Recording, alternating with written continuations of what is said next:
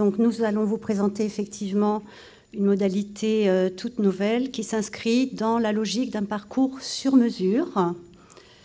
Donc le contrat de professionnalisation expérimentale, de quoi s'agit-il? Pour mémoire, si certains ne l'avaient pas remarqué, ce contrat en fait a été introduit par décret en décembre 2018. Donc il s'agit d'une modalité toute récente avec une visée un petit peu particulière par rapport au contrat de professionnalisation qu'on vous a présenté précédemment. Il s'agit en fait d'acquérir pour le futur bénéficiaire des compétences définies par l'employeur et par l'opérateur de compétences en accord avec le salarié.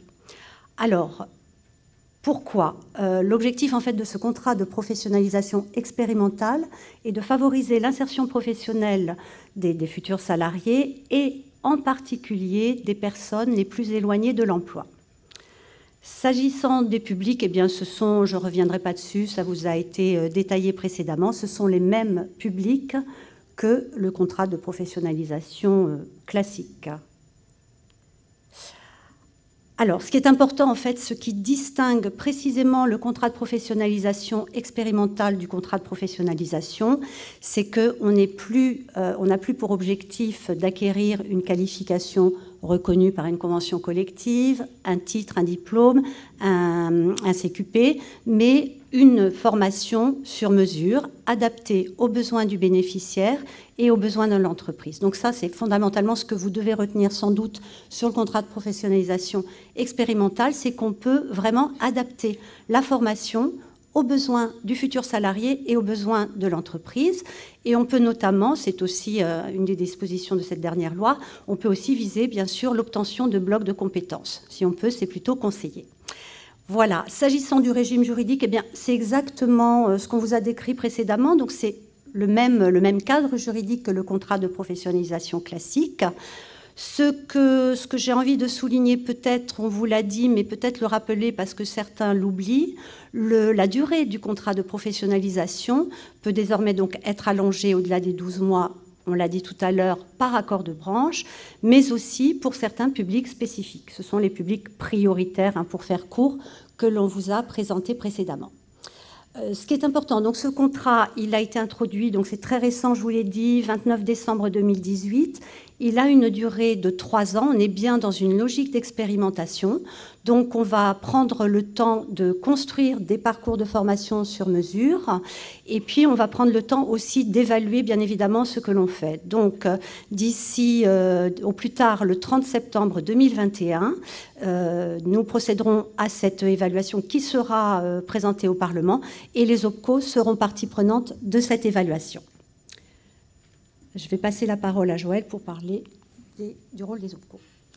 Oui, alors il convient d'insister sur le rôle des OPCO dans ce contexte de contrôle de contrat pro expérimental. Alors, Deux fois. Mais je fais à droite. Je vais essayer. Pardonnez-moi, je reviens. C'était juste, oui, pour conclure, effectivement, bon, mais on l'a un petit peu déjà dit, ce qui est important dans ce contrat de professionnalisation expérimentale, pour la personne embauchée, c'est qu'on va partir vraiment de ses besoins à elle, c'est-à-dire des compétences détenues, des compétences visées, et elle va bénéficier d'une formation sur mesure. Donc ça, c'est le premier avantage, c'est pour le futur salarié, bien évidemment.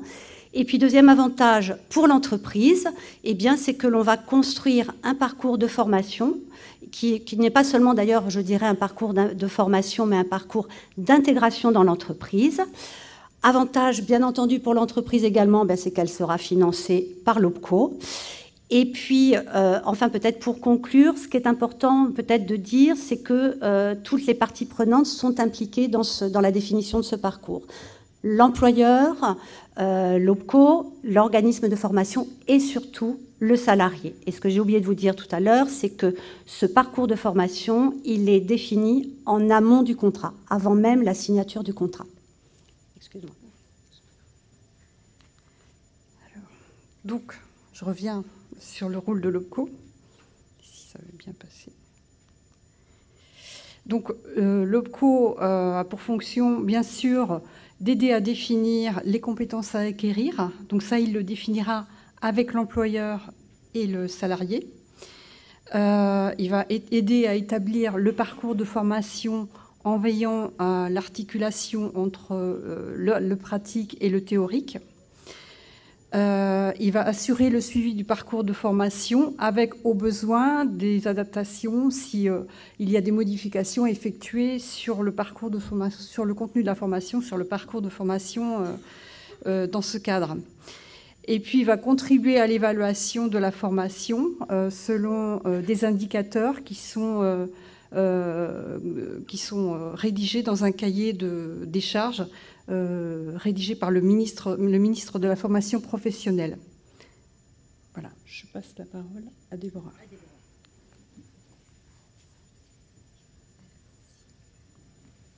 Merci, Joël. Donc, je vous propose maintenant de faire un zoom sur une modalité pédagogique qui est la FEST. La FEST qui est une action de formation en situation de travail. Donc, depuis la loi Avenir professionnel, il y a eu une redéfinition en fait, de l'action de formation et qui a introduit du coup cette possibilité de suivre une formation en situation de travail sur poste de travail du salarié. Dans le cadre du contrat de professionnalisation expérimentale, ce parcours justement a toute sa place puisqu'on peut mettre en place des parcours multimodaux. On peut mêler de la formation externe en centre de formation avec de la formation en situation de travail ou même de la formation interne classique, de la formation externe uniquement et mettre en place une formation interne uniquement. Donc tout est possible dans ce type de contrat. Donc, pour vous parler de ce cas concret qui a été mis en place au sein de notre OPCO, en fait, on est parti du constat que certaines entreprises ne trouvaient pas forcément tout leur compte dans la formation externe et que de nouvelles possibilités étaient ouvertes par cette réforme. Donc, on s'en est saisi.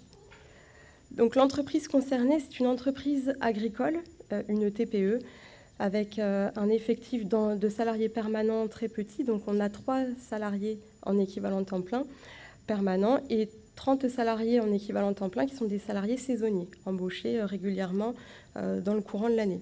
Donc, ça veut dire que l'entreprise travaille régulièrement sur ces questions de recrutement et a beaucoup de difficultés à recruter puisque ce sont des filières en tension. Donc, l'entreprise réfléchissait depuis longtemps puisqu'il y a une politique en fait, de formation dans l'entreprise qui est assez importante. Des formations sont mises en place tous les ans. Et on avait des dispositifs au sein de l'OPCO qui permettaient d'accompagner les saisonniers, notamment dans le cadre d'une dérogation au au congé individuel de formation, qu'on ne met plus en place au sein de notre OPCO qui était au passif. Donc il a fallu aussi trouver des solutions par rapport à cette nouvelle organisation de la formation pro, et aussi pouvoir surtout stabiliser un process qui existait déjà dans l'entreprise. C'est-à-dire que l'entreprise avait mis en place un système de compagnonnage. C'est-à-dire que les salariés recrutés, les saisonniers, étaient mis à disposition d'entreprises, les entreprises adhérentes de cette exploitation agricole. Et donc l'adhérent bénéficiait gratuitement de ce salarié, mais en contrepartie devait le former. Il n'y avait pas de plan de formation, c'était complètement informel et le process ne pouvait pas être dupliqué. C'est-à-dire qu'à chaque fois qu'on reprenait des salariés, il fallait trouver des bonnes âmes, donc des adhérents qui pouvaient prendre du temps pour former ces salariés. Avec l'entreprise, on s'est posé la question de savoir est-ce qu'on ne pouvait pas mettre en place des parcours de formation comme des parcours d'intégration qui pourraient bénéficier à différents salariés recrutés au fil des ans. Et donc, on a décidé de commencer petit. L'entreprise a choisi de recruter d'abord une salariée. Le projet, c'était de pouvoir la former sur de la polycompétence. Donc, il fallait qu'elle puisse faire et de la traite, qu'elle puisse faire de la taille de vigne et qu'elle puisse aussi faire de la conduite d'engins agricoles. Donc, il fallait quasiment un mouton à 5 pattes. Donc l'entreprise avait trouvé une candidate idéale. Cette candidate avait déjà bénéficié d'une formation et elle disposait d'un diplôme agricole, donc un diplôme en gestion. Par contre, à la suite de cette formation, elle n'avait pas du tout réussi à trouver un emploi. Donc inexpérimentée, au chômage, un chômage de longue durée si on peut dire, parce que c'était une jeune, mais donc de plus d'1 an en tout cas. Et donc il lui manquait la technique de la pratique. Du coup, on s'est dit qu'on pouvait peut-être mettre en place avec cette jeune un contrat expérimental, puisque là, il n'y avait aucune nécessité d'obtenir un diplôme, et utiliser la modalité pédagogique qui était la FEST, de manière à pouvoir réutiliser ce qui avait été un petit peu mis en place dans le cadre du compagnonnage. Donc là, l'entreprise était déjà en contact avec un organisme de formation, puisque ce qu'il faut savoir, c'est que cette entreprise a un conseil d'administration. Et dans le cadre du conseil d'administration, on a un administrateur qui est aussi administrateur du coup d'un établissement scolaire. Donc du coup, c'était pratique. On a pu être en lien très rapidement avec une chargée d'ingénierie pédagogique. Cette personne a pu travailler très rapidement avec moi-même, avec l'entreprise et avec la salariée sur son profil, sur les attendus du poste, rechercher les écarts et aussi interviewer des experts de ces différents métiers pour pouvoir préparer un protocole individuel de formation qui permettent de mettre en place, d'acquérir les compétences, mais les compétences réelles du poste et pas les compétences attendues, donc les compétences d'une fiche de poste. Donc là, on travaille vraiment sur du réel. Donc on est parti, on s'est déplacé en exploitation et on a vraiment regardé quelles étaient les missions. De là, on a essayé de rechercher dans ces missions-là des choses qui pouvaient servir de matériaux pédagogiques, puisque l'objectif, ce n'est pas juste d'enchaîner des différentes missions. On doit chercher un matériel pédagogique et des actions qui permettent vraiment à la personne de monter en compétence. Et à partir de là, donc, ce prestataire a proposé un accompagnement, mais vraiment complet, sur l'élaboration du protocole, sur le suivi, sur la formation des tuteurs en entreprise et sur finalement la séquence d'évaluation après pour vérifier que la salariée avait bien acquis les différentes compétences. Donc, quelle a été la plus-value en fait de cette expérience? Pour l'entreprise, c'est d'avoir une prise en compte de son besoin vraiment du début à la fin, d'avoir aussi la possibilité d'avoir un accompagnement par un prestataire et de bénéficier forcément du financement, puisque la part financement est très importante, notamment pour les TPE et pas que d'ailleurs, mais bon, c'était très important aussi de pouvoir à chaque fois pouvoir s'assurer que ce qu'on mettait en place rentrait aussi dans le cadre et permettait après d'obtenir des financements. Et de la même façon, grâce à la FEST, l'entreprise peut satisfaire à ses obligations de former les salariés tous les 6 ans, ce qui n'était pas possible dans le cadre du compagnonnage. Pour l'organisme de formation, c'était de pouvoir être accompagné pas à pas, aussi de pouvoir répondre aux attentes de l'OPCO et d'être sûr de respecter tous les attendus du décret. Et d'ailleurs, cette chargée de mission-là, la chargée d'ingénierie pédagogique, puisqu'on a échangé longuement, elle a fait une première proposition, celle-ci ne cadrait pas, elle l'a refaite, et elle me dit, à un moment donné, j'ai eu l'impression d'être moi-même en AFEST, j'étais en phase réflexive, je me suis re-questionnée sur ma proposition, et on a avancé comme ça, pas à pas. Et pour l'OPCO, et pour moi-même, ça a été forcément une expérience enrichissante, mais ça nous a permis aussi, puisqu'on était aussi dans le cadre d'une expérimentation pour le prototypage de notre offre de service en 2020 pour les entreprises, donc ça nous a aidé à pouvoir caler cette offre de service, à repositionner notre rôle de conseiller en tant que COPCO. Et pour conclure, c'est de cette manière en fait, qu'on aimerait pouvoir travailler tout le temps, de cette manière quadripartite ou tripartite en fonction des besoins. Et de cette manière, on va beaucoup plus loin.